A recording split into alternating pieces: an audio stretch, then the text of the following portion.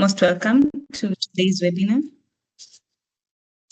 I'm glad you made the time to join this webinar on commercialization across borders. So we'll have structured discussions around this and move the conversation forward on how best we can move innovations across our borders.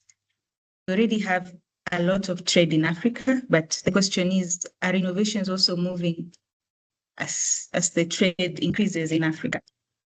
So I'll provide a brief presentation as you wait for our speakers to come. Just give me a few minutes, I put it up.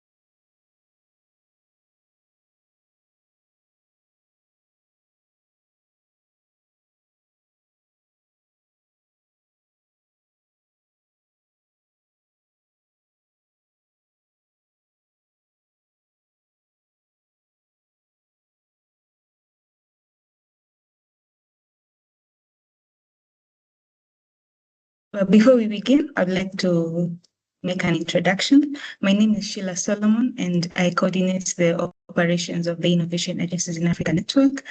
And currently, the Secretariat is hosted at Kenya National Innovation Agency, and that is headed by the head of Secretariat, Dr. Tony Omonsa. And then we have our team here with us. We have our communications lead and our finance and admin lead at the Secretariat. We also have representatives from the network who have joined, and our speakers and the rest of the team who has joined. So thank you very much. And now I can begin the presentation. I'll give a brief overview of and just very brief for you to have an understanding of what the network is about. So the Innovation Agencies in Africa Network was launched in 2024, and it's at that time was an evidence-based project. It was done after research was conducted by Professor Erica of University of Johannesburg, and a mapping study was done in Africa, and challenges were brought up across innovation agencies on what each agency faces as a challenge and what we can do to solve these challenges collaboratively. So an idea for this was to form a network of innovation agencies. So that's how it was formed. And then thereafter, a meeting was held in Johannesburg in February of 2024 of innovation leaders in Africa. And then that suggestion was made, and then at that time, IDRC Canada ran an expression of interest for this network to be formed. So we are currently funded by the IDRC Canada and National Research Foundation South Africa. Yeah, so that's the base of how the network was formed and how it came about. So the challenges we seek to solve is policy coherence and funding problems and capacity problems and how people operate in silos. So we try that and have more collaborative activities across the network. Yes, so that's just the brief. So for today, we are going to talk about commercialization and scaling of African innovation across borders. And we have a well lined up speaker session for you. And in these discussions, we want to see if these discussions can inform our policies going forward on what we can do to improve trading across Africa. So we already have continental bodies who are spearheading this. We have the Africa Free Continental Trade Area. We have the Africa Union Development Agency who are spearheading the science and technology innovation strategy for Africa. And such continental bodies are what are the policy frameworks that we see this conversation move forward. So these are statistics that we have found out that 220 $250.3 billion. That's the amount of inter-African trade in 2024. And this is set to increase in 2025 by 45%. So we are seeing that Africa is trading more with itself. Now the question is, are the innovations also moving along this, or this is just the day-to-day trading? Are we also having innovations cross borders from one university and research commercialization? Are they moving from Tanzania, let's say, to Ghana, or from Ghana to Namibia? Is that happening? Okay, so that's a question that we'll seek to ask in this discussion as well. And then we see that in terms of our innovations, there's still some bit of innovations that are not moving from our universities to the market. So that is a challenge that we have. We also see that it's very expensive for you to move an innovation from one African country to another compared to Europe. In Africa, it is quite expensive. And then are we operating in silos, or are we collaboratively working together to move innovations? So that's something, again, we need to discuss during this discussion. So I already talked about these are the continental structures that are there to support the cross-border innovation of trade. Now,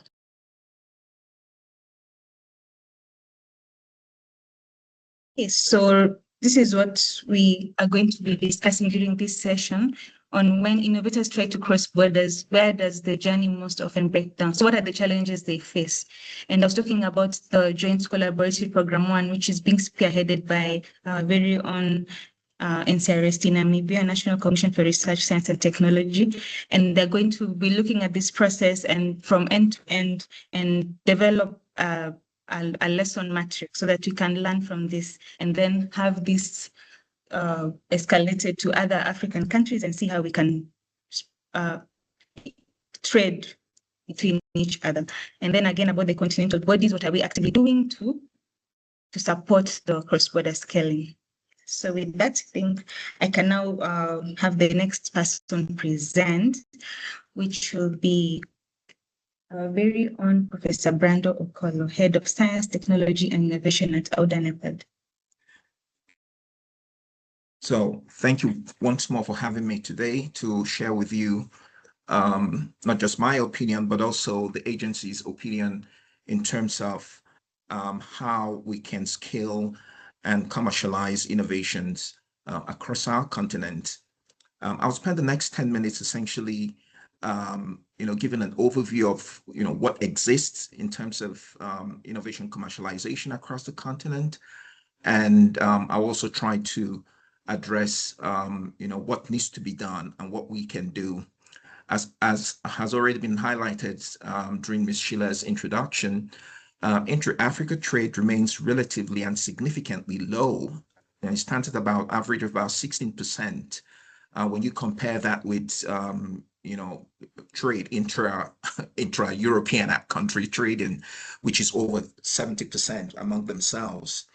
And this relatively low trading potential, so to say, is not a coincidence. It is structural, and we see it in our individual human cross-border activities. It is difficult for an African to travel from one African country to another African country. So you can imagine, even for goods to move around, the barriers are just too high, and something must be done about this. What needs to be done is not just the responsibility of continental bodies like the African Union. A lot of responsibility lies on the member states. The African Union operates in such a way that it essentially provides strategies and technical advice to the member states. It's left for the member states to either take those advice, reformulate it, bring it to Parliament, and have it passed as law. So now, in terms of where Africa stands in terms of commercialization and scaling innovation across the borders, Africa hosts about 600 active tech hubs, and venture capital into African startups has reached over $5 billion in last year in 2025. And across the continent, we do have brilliant minds that are solving real problems, problems in the energy sector, in our payment system sector, in our medical sector, and of course, in terms of logistics. Now, the big paradox here is that most of these innovations do not scale across border. For instance, a healthcare solution in rural Kenya struggles to reach Uganda. An agri-tech platform in Ghana cannot deploy in Cote d'Ivoire.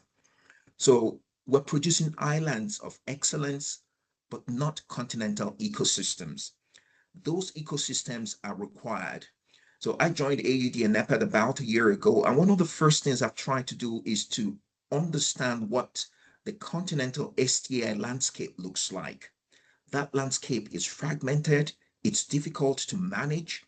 Even more importantly, with all the energy you find in it, no amount of cash that you throw in it will make the right impact. So there's a need for a structured coordination to get that landscape to be functional, fully functional. Now, STISA, when we look at two of the frameworks, at least from my point of view, that we're looking at to be able to drive cross-border innovation and cross-border commercialization and scaling across our continent, STISA, the Science, Technology, and Innovation Strategy for Africa 2034, which is currently running in its second iteration. That document, which comes with a budget line of about 6.8 billion US dollars, is one aspect where we can leverage on its priorities. It prioritizes sustainable industrialization, frontier technologies, private sector engagement, and cross-border research infrastructure. We have the African Continental Free Trade Area.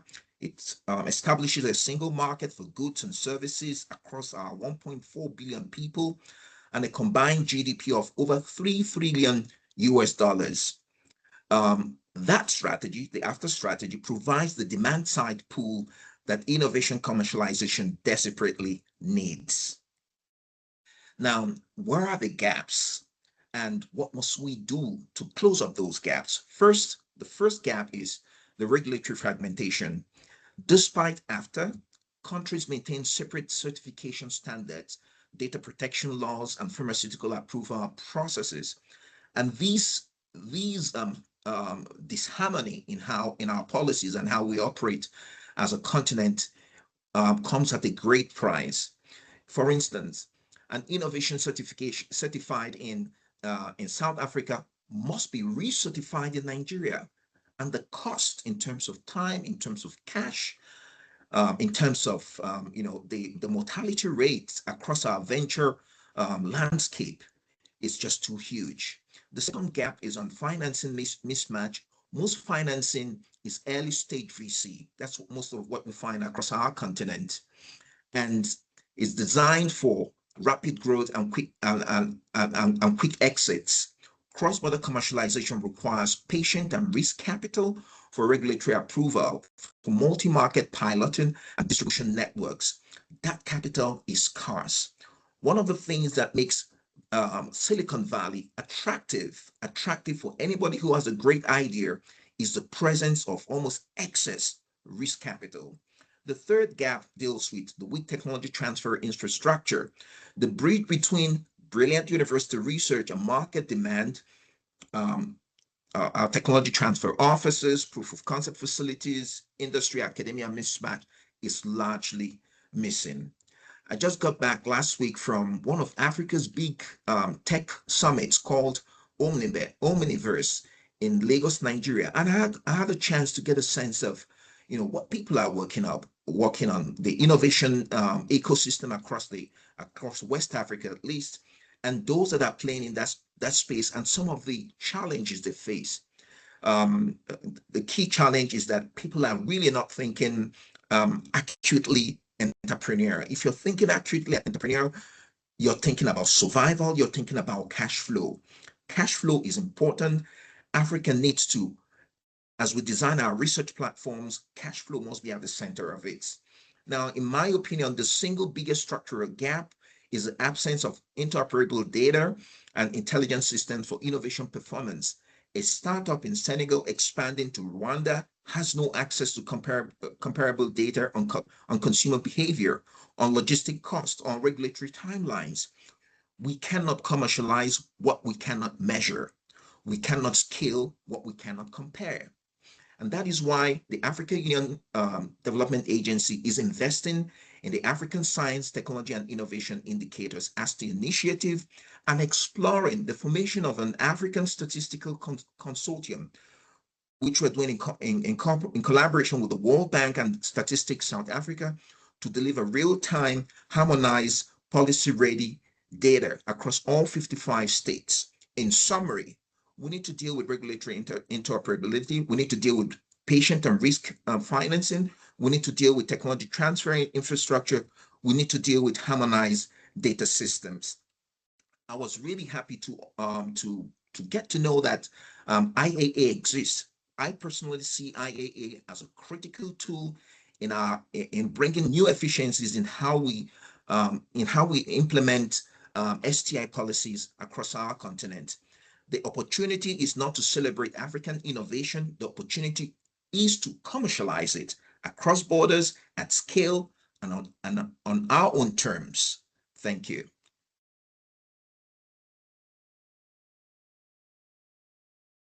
Thank you very much, Professor Brando, for those wonderful insights on how we can do the cross-border trade. And it's true, the ask here is, how can we commercialize? Because with that is how we can, align with the AU Agenda 63 of creating the Africa we want, of improving the lives of Africans, of ensuring that we have more money and more wealth. It's through trade. So commercialization is very key. Thank you very much. So now we can go to the next presenter, Dr. Erasto from COSTECH, Tanzania. Yeah, as I have been introduced, my name is Erasto Mlyuka. I work with the Tanzania Commission of Science and Technology as Acting Director for the Center of Development and Transfer of Technology. Next slide, please.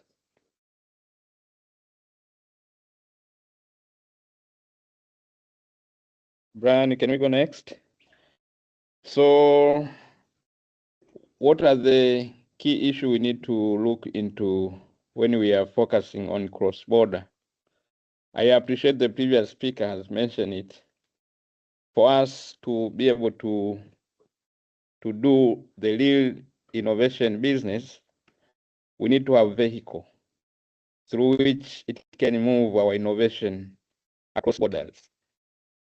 And for vehicle to travel from Tanzania to Kenya and the rest of the country, the bottlenecks is the sector regulator, those which regulates the innovation ecosystem. So that has been put it right. But more important, on the technical aspect, we need to evaluate our innovation to be sure whether they are at a stage whereby they can go to the community, or we can push the industry. Next.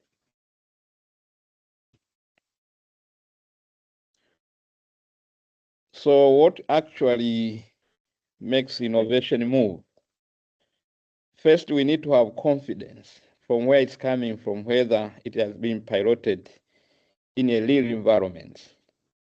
And it must address a clear market segment in two contexts. To say that innovation is needed in market A, and the other context is whether the value is known. But to move, as the previous speaker put it, we need to comply with regulatories. And they are not there to hinder the business. They are protecting the consumer. So it's our role to make sure that this sector regulator, they speak across borders. More important, we need to partner in a very specific role so that we can be able to address what can work as a cross-border technology transfer. What we need to address is an immediate challenge, the one which can take long term. So from there, we can be able to move innovation from one country to the other through different platforms which bring Africa as one market. Next.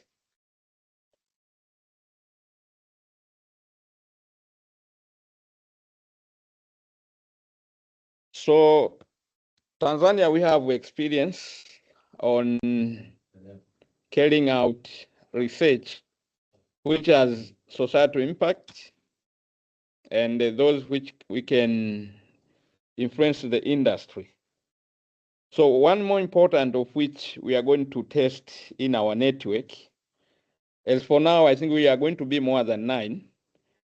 So through this IAA membership agencies, to us, this we consider a platform through which we are trusted. So if we are trusted, it's a high time now to test our innovation frameworks that can help innovation to cross borders. And in doing so, we are going to have a pilot project of which 5 countries are in, and we have focused on the challenge of which Tanzania we are facing. We have over 29 million hectares of land which is suitable for irrigation, and most of the irrigation system which are at large scale, it uses fallow irrigation, which it loses water for about 60%. So now we have an intervention through which we have an integrated system that is able to capture the input data, being it from fertilizer, the weather condition, and that it has helped to improve the yield. So we have background IP for some of the gadgets, like the sprinkler jet. We have a background IP. Also, we have the copyright for the system. So all these are being protected within the country. But when you talk about cross-border, we are talking about whether those protection has extended beyond the country, like being at a RIPO region for African-speaking country, English-speaking country, and the like. So I believe in this project, we are going to test our frameworks, and where we find the gaps, then we can be able to fix strategically. Next.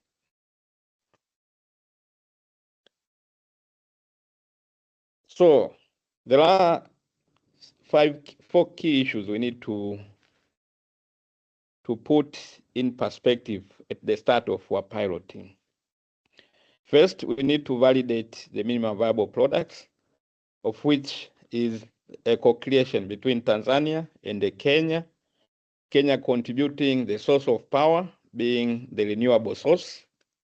And we need now to clarify the intellectual property ownership. And here it calls to who own the intellectual asset, by which law, and what is the disclosure status at the start of the business, so that we can be able to account the foreground IP and tap the potential revenue. Another thing, we need to align on the regulation and the market access. As the previous presenter, they have put it clear. There is a potential market. So what we need to standardize our intervention. And the more important, our trust and the partnership is very important. We are in a very good network that we trust each other. So we believe in our pilot, we are going to identify where the risk and the what evidences can help us to scale the solution into our countries. Next.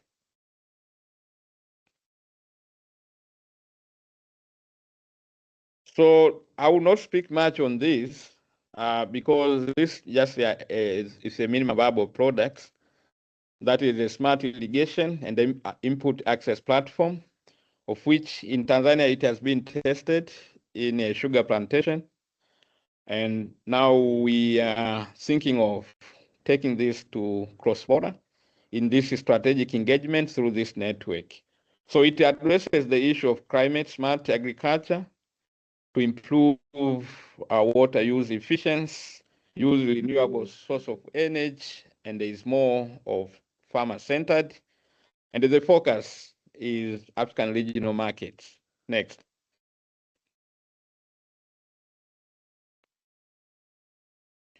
So now, what are the things we need to negotiate at this stage before we begin the piloting is on the disclosure of the intellectual asset.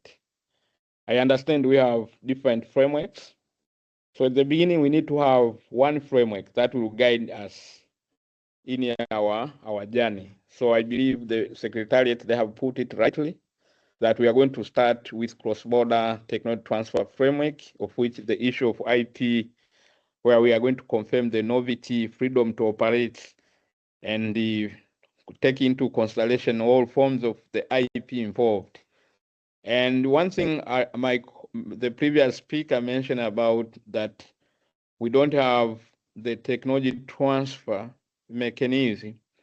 In Tanzania, we are implementing technology innovation support centers under the World Intellectual Property Organization, whereby in the network, we are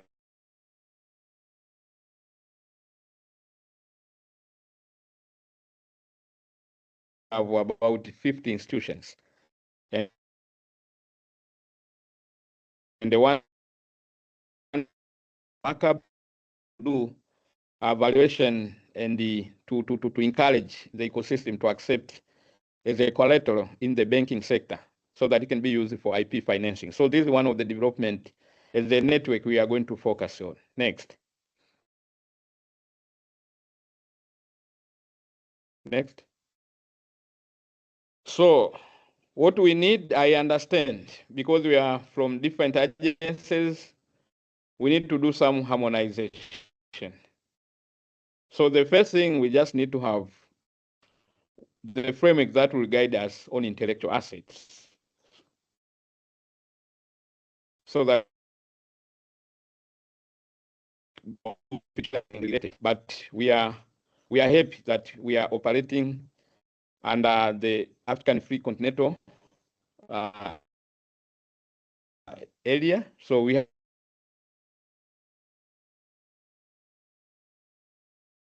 have the that so we can navigate it in a friendly way. Next. Next. So to summarize, it's just three aspects which I've been emphasizing. One, we need to have the framework that will guide the cross-border technology transfer. Second, we need to evaluate the technology readiness level so that we can know when we are scaling, it is ready to be taken by the community or by the industry.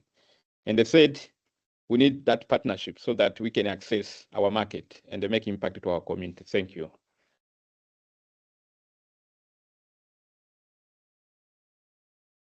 Thank you very much, Dr. Erasto, for that presentation.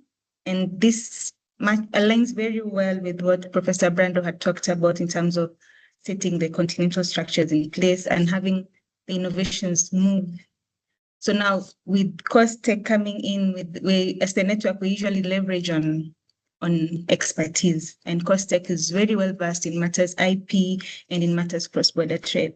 And we're very proud of this joint collaborative program on as the network, and we're keen to see the learnings that will come out of this and share this to the rest of Africa so that we can increase trade in Africa. So without further ado, I'd like to welcome the next presenter, Mr. Grant from NCRST. Grant, please.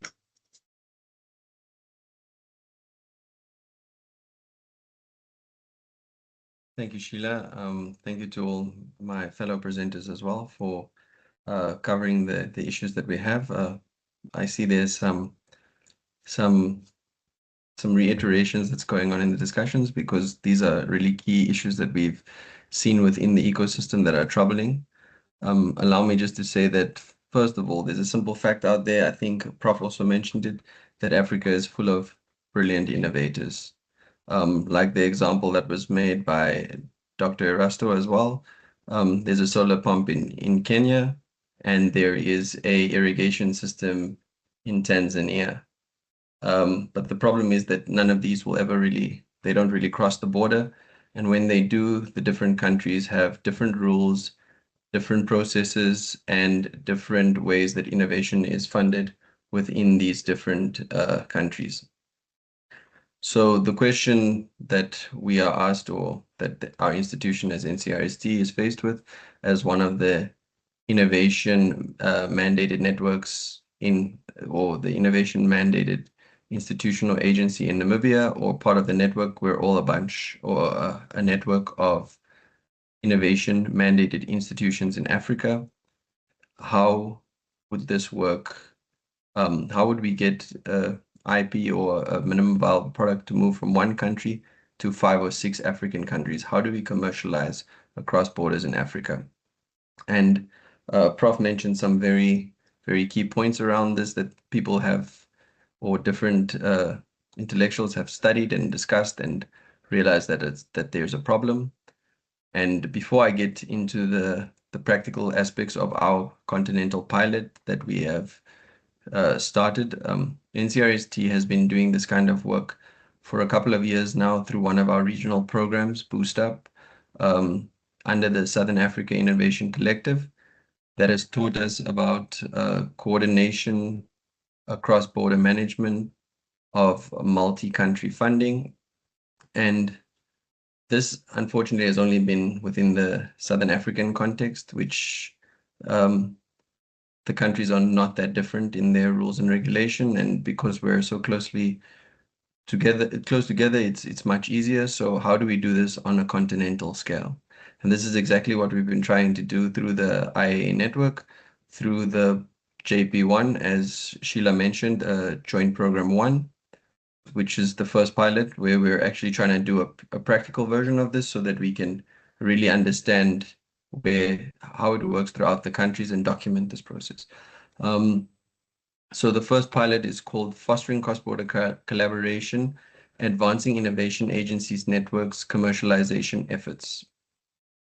Our goal is to take a farm technology, solar pump irrigation system from an innovator in Kenya, and this pilot will be piloted in 3 different countries. We also want to add a digital platform that is built by an innovator from Tanzania, and we want all of these to be integrated with our partner from Cape Verde, NOSI, so that when you're using this irrigation system, a farmer can control it from his phone or from the website. And farming is something that we do in most African countries, and this can benefit the African continent at large if we're using our own technologies to do this moving forward. After we finish implementing JP1, our intention is to produce a cross-border commercialization framework for African innovation agencies under the network. This framework in itself will answer 3 questions, which are questions that I think are very relevant to the different innovation agencies across Africa. These are questions that we deal with on a daily basis when we support hubs within our countries, or we support different innovators within our countries, or just questions that were asked by everyday users of technology in the nation.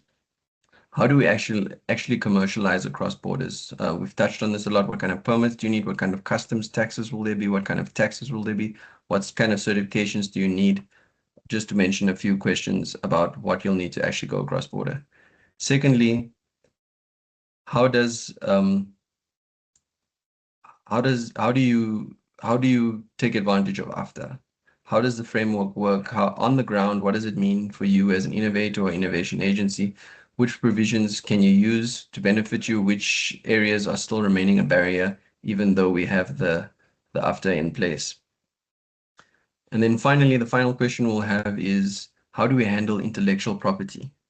Who owns the technology? This is something that was mentioned by Dr. Erasto as well. It's a discussion that we had at length within the team. It's our goal to have a model IP agreement within this document as well, that we'll be developing with Aripo and WIPO to have balanced rights for the innovator to help them scale across Africa. So in a nutshell, there'll be a framework that can be used to help a manual for commercialization, outlining the pointers for AfCFTA, and also using a reusable or editable template for IP that all African innovation agencies can help to use to help their innovators go cross-border. So I think I'll just pause there for now and hand over back to Sheila. Thank you very much. Thank you very much, Grant, for that presentation on JCP1 and the good work you're doing in CRST, Namibia. So that is our flagship program as the IAA network, and we're looking forward to seeing how the lessons can inform other programs that we have and other programs that you may have on cross-border trade. So this is actually anchored on climate, so on green. How do we have the irrigation pump facilitate farming and have food for our people? Inclusivity also factors in this, in terms of it will also open up marginalized communities, the youth and the women. So it's a project that we're really proud of. Now we'll move on to the next session, which is on question and answer. So I will ask questions to the speakers who have done a wonderful job presenting, and they will give us answers. So I'll go straight into it. The first question is to Professor Brando Okolo, who's the head Science, Technology and Innovation in Africa Union Development Agency. Now, AUDA-NEPAD, Africa Union Development Agency, has a continental mandate on science, technology and innovation, but many African innovations still struggle to cross even one border. In your view, what is the single biggest structural gap that prevents African innovations from being commercialized at scale? Well, thank you very much. Can you hear me? Yeah. Yes, we can. Yeah, thank you for that question. I think I already highlighted that in my presentation. I would say, yeah, the biggest challenge or structural gap is the absence of interoperable data and intelligence systems for innovation performance. The ecosystem that makes, commercialization possible, the ecosystem that makes cross-border transactions possible. It's a lot. So everything from the Ministry of Finance, Ministry of Trade, to the immigration services system, the logistics network, not just logistics in terms of being able to move goods around, but also digital logistics. All of this come together to define that interoperable data and intelligence system that is absent. As I already mentioned, also the fragmentation we see across our continent. We need to deal with it. That fragmentation does not mean that there is an absence of trade or absence of innovative activities, but we're at a point where we're not reaping the full value and the full potential of it. Ecosystem readiness, in this case, Africa's innovation ecosystem readiness has to be in place. There might be an ecosystem, but it's not ready to deal with what Africa needs now. Africa needs cash flow. Those that are innovating, those that are developing products and services, somebody has to, the off-taker market has to be there. And that off-taker market functions based on transactions.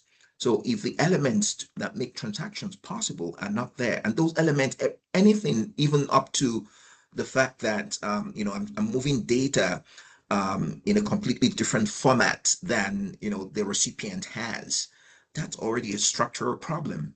So, and I'm hoping that as we engage with the IAA, you can imagine in my head, there's a certain level of aggression in terms of what we really have to do as we engage.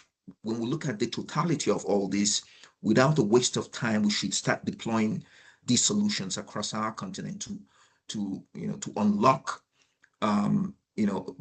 those potentials that are just, sitting in silos within member states. There's a lot to be done, but we can do it. Thank you.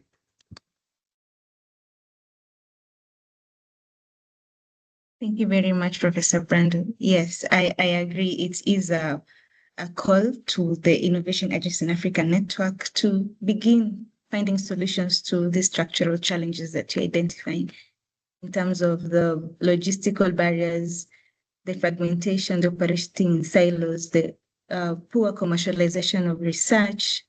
So we have a lot to do. We're up to the task, and our first, I think, how do you say, low-hanging fruits is the project that we currently have on the collaborative program 1. So we are up to the task, and we are collaborating with continental bodies to have this happen, such as the AUDA-NEPAD.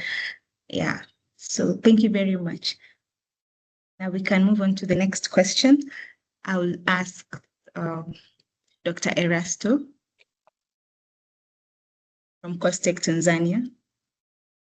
Yes, please. IP harmonization is often raised as a major barrier to cross-border commercialization. From your experience managing technology transfer, how real is that barrier? And what practical steps can agencies take right now? But maybe before you answer, Dr. Erasto, I just want to highlight that you can post your questions on chat. So on Q&A, sorry. So please do so as we answer the questions from our speakers. So I'll repeat the question for you. IP harmonization is often raised as a major barrier to cross-border commercialization. From your experience in managing technology transfer, how real is that barrier, and what practical steps can agencies take right now? Yeah, thank you so much. What we are talking about, IP harmonization, we are talking about interaction of the creative works by natural human. So in every agency, be it sitting in Tanzania, in Uganda, in Nigeria, the clarity of who own intellectual asset as per national law is very important. So we need to clarify that first. Who own it? Creating intellectual asset is natural. Once you are engaged in research, innovation activities, you end up with intellectual asset. Now, to own, each country, it has intellectual property laws. So the harmonization is that each innovation agency is to ensure that at least by all intellectual assets which we know, the great people behind it, they are known. And also, the owner is known. To make it clear, the inventor should be known, and the one who owns the invention should be known. Inventors are natural people who are involved to come up with those innovations.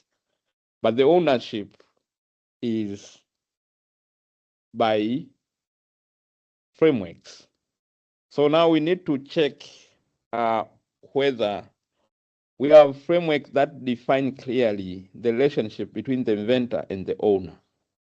The owner, in most cases, if the employer, let's take an example in Tanzania, the Patent Act clearly say for any invention which has been produced in an environment whereby the relationship is between employer and the employee, the owner of the intellectual asset belongs to the employer.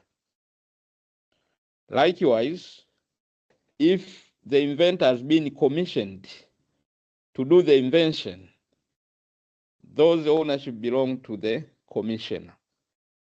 So in business, the owner is the one who can do licensing, who can do cross-border, and all those kind of things. So like we are working on within the country to make sure that all who are involved in creation of intellectual asset, they have clarity on who create the intellectual asset, the inventor, and who own. And we encourage them to come up with the institutional intellectual property policy. This question is to Grant Bailey.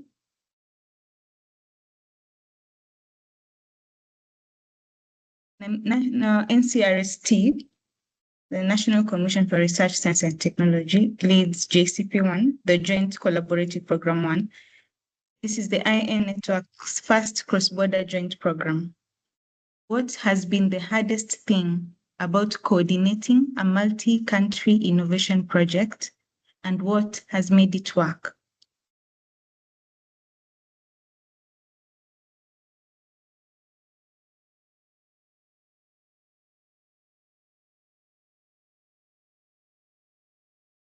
Thank you, Sheila, for that question. Well, let me just answer the question straight to the point and not sugar-coated. The hardest thing in JP1 is getting 5 different legal and approval systems to move together at the same time. Let's take a simple example. We send out an expression of interest, just asking if you're interested in taking part in co-designing a project on piloting commercialization on MVP under the theme of green, digital, or innovation, inclusive innovation in your country. We thought this would take roughly a month or so. In actual fact, it took us closer to a year. Why this took us so long? It's simply because not all agencies are able to just respond directly. They need to go through waiting for their boards to have meetings and get approval from their boards. In other cases, we needed to have sign-off from the actual Attorney General within in those countries, which is something that we had to adapt to. At first, we think of these as delays, but they're not really delays. They're actually legitimate governmental processes. And as a lead agency, you cannot bypass them. You have to accept that this is part of the process and this is how things work. So it was pretty challenging accepting that you can't control the pace of which different countries do different things. What made it work? I think there are 2 things that we can highlight that really worked for us. Even though we're in a new age where online meetings like this webinar or many other meetings that we have are easy to connect with people across the world and really makes it simple to reach out and connect without having to spend a lot of resources. But we've been planning or co-designing this project for a couple of sessions online, and we only really had a breakthrough when we had a short afternoon session one day face-to-face in Mombasa, as we were there. We all happened to be there for another event, and then we got half an afternoon just to quickly work on the co-creation. And that's where a lot of work really took place, and we learned a lot in that session from each other, about everyone's different system and how things work. And I think that's something that we as Africans sometimes take for granted, that we don't know how exactly our neighboring countries work. And we also learned that there's a big misconception when it comes to innovation agencies. People assume that we are the ones holding patents, running prototypes, moving MVPs, when actually that's not what we do. We facilitate, we fund, and we connect innovators. The innovators are the ones who actually own the IP, and they are the ones who need to drive that. The second thing that we also learned from this project is we had initially planned to run the 3 different tracks, as I mentioned earlier, digital innovation, inclusive innovation, and green innovation. We had had our calls out and we spoke to our funders and presented the case. Our funders came back and said that why are they separate? These are not competing tracks, they're actually complementary tracks. And instead of defending our position, and our plan and sticking to our guns and saying this is what we've designed and this is what we've planned, we went back and integrated them into one agri-tech solution, combining the solar pump from Kenya and the digital platform from Tanzania and Cape Verde's integration capacity to really bring this together as one product. And then using this one product and testing it, moving it to 3 different countries, Cape Verde, Uganda, and Namibia. So in this essence, we really backtracked on our initial plan and had to go back to the drawing board and redesign the call, which is something that we as innovation agencies always tell startups or SMEs to not be afraid to pivot and redesign and rethink things to really address what the challenge really is on the ground and moving it forward. So this is also something that made it work for us to have that ability to move with the times and move with the program. So that being said, those are the 3. The hardest part was waiting or working with slow, invisible. You're working so hard, you've done so much, but the outcomes are so small you can't see it as you're aligning 5 legal systems to move something forward of this magnitude. Also, being able to change the plan, work together, those are the things that really move the project forward. We really hope this document, when it's done, will really aid the network, aid the members of the network to really not go through all the problems that we've had, or be aware and plan better in moving forward, because some things we can't change. They are fixed as they are government processes. But these, I think, are just my takeaways from what was the hardest and what made it work. And we're excited to see the outcomes, just as you've mentioned, Sheila. Thank you very much. Thank you very much. Thank you for your candid perspectives on GCP1. I appreciate that. Before I close this session, I want to know whether Dr. Erasto, would you want to finalize on, are you able to speak, or are you okay before we move to the next session? Yeah, maybe I just finalized in three words. One, we need to have the IP policies fully aware to whoever is involved in the innovation. The second, also we need to have that clarity, what is being depicted in our IP laws to innovators and whoever is facilitating the innovation. And the third one, for anything to cross border, the issue of ownership should be very clear as per framework. That's why my colleague has just mentioned, in the piloting projects, we are going to come up with the framework that will harmonize our agencies' existing framework in a way that we are going to summarize what we agree we are going to facilitate the cross-border technology transfer. Thank you so much. I stop here. Thank you very much. Okay, now we're done with the questions from the speakers. Now I'd like to hand this over to Brian to take us through the question and answer session from the audience. Okay, thank you, Sheila. Because of time, we'll take one question. The rest, we are going to do post documentation of all this, and we'll try to get the answers right there. But, the question was to any presenter, but I'll direct it to Professor Brando, who, as it seems to fall more to him, being the continental voice in the panel. So the question is from Jerry: is it also the culture of Africa to enjoy innovation in theory than in action? And is our innovation ecosystem and infrastructure supportive to innovation implementation as compared to developed nations? Brando. Can you hear me? Yeah. Okay, excellent. Thank you very much, Mr. Jerry, for that question. Yeah, we need to keep in mind that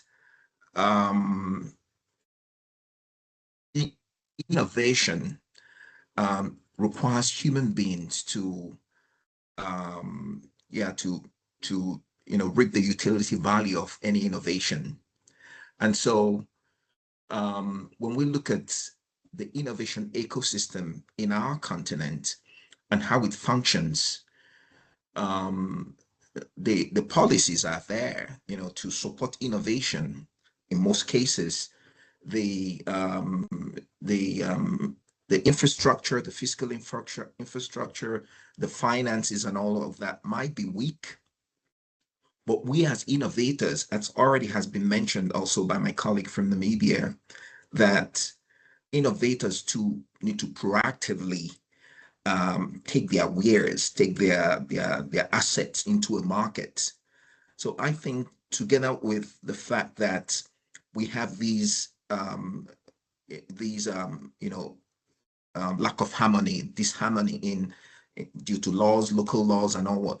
We also have a responsibility to free ourselves from the mental constraints.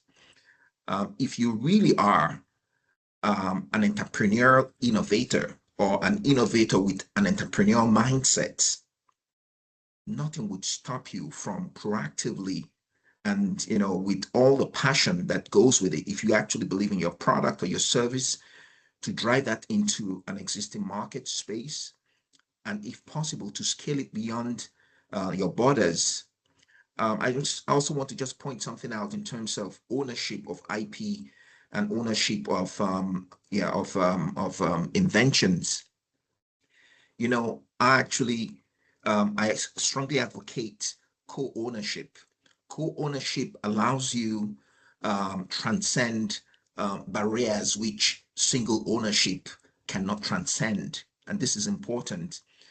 It's important because at the end of the day, whatever idea you have, whatever product you have, as it solves problems, it must have a cash registry.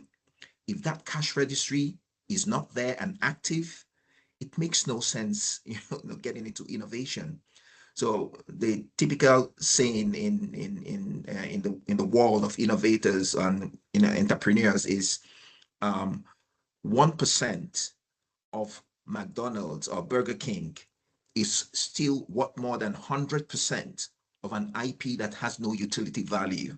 Thank you. Thank you, Prof. I think we'll do more questions because of time. As I said, there'll be post-webinar documents produced for this webinar. All the summary notes will be there as well. So we hope that you'll be able to see them. They'll be on our website, and as well as follow us on our social medias at IAA Africa Network. So that's it from me, Sheila.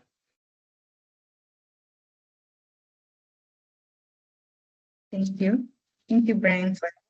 Thank you to all our presenters as well. I think for me, my key takeaway is on collaboration and working together for our common objectives. I think for me, it's about each of us doing what we are supposed to do with our own self-drive.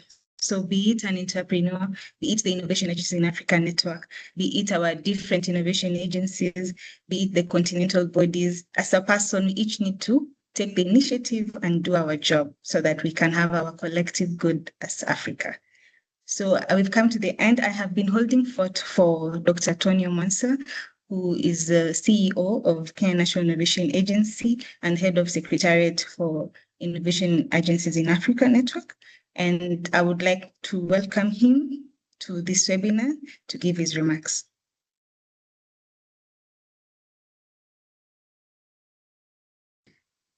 Thanks very much, Sheila.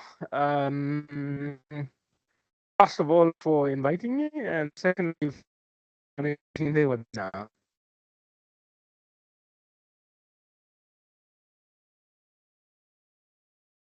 To and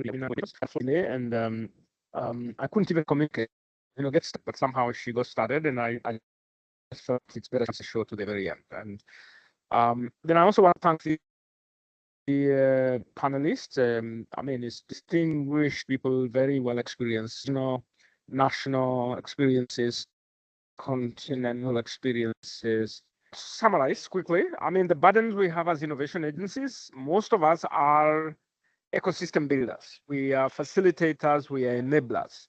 And as we try to champion our innovation efforts locally, we're trying to support innovators to find soft landing in other countries. We're trying to support them to connect and access other markets as well.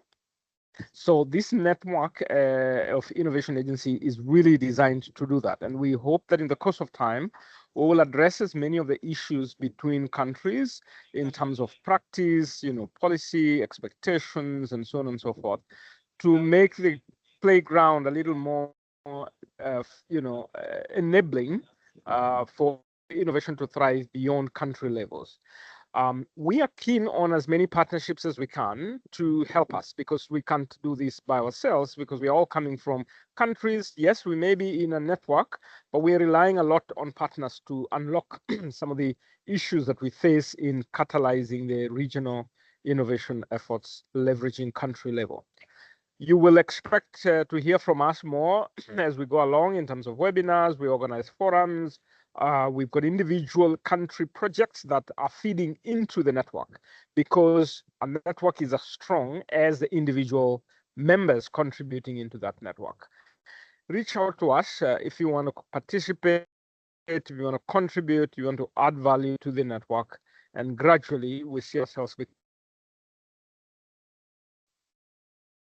Last but not least is in the context of what the future holds for us.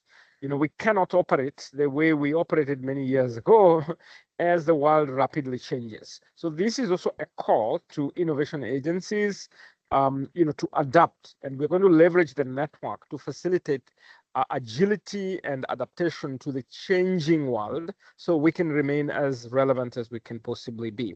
I'm in contact with WIPO, World Intellectual Property Organization, particularly in getting support for the region through the network to transform as much as we can over the years down the road to be as effective and relevant as possible in enabling individual innovators and creators to thrive, leveraging the intellectual property that they create. Thanks very much all, and back to you, Sheila. Thank you very much, Dr. Tony Mwansa, for your remarks. We have come to the end of our webinar.